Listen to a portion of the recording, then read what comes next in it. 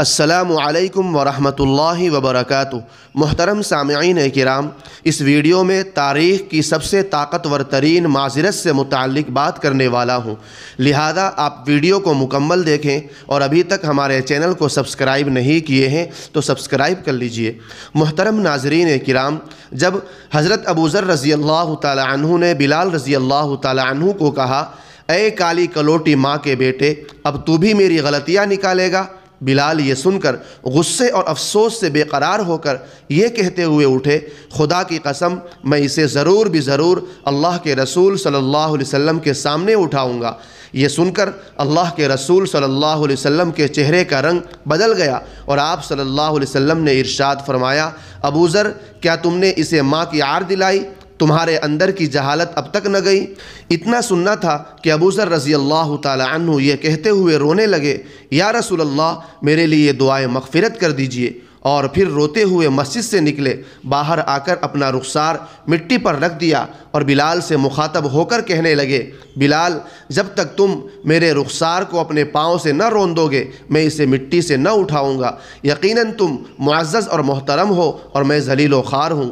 یہ دیکھ کر بلال روتے ہوئے آئے اور ابو ذر سے قریب ہو کر ان کے رخسار کو چوم لیا اور بے ساختہ کہنے لگے، خدائے پاک کی قسم، میں اس رخسار کو کیسے رون سکتا ہوں جس نے ایک بار بھی خدا کو سجدہ کیا ہو؟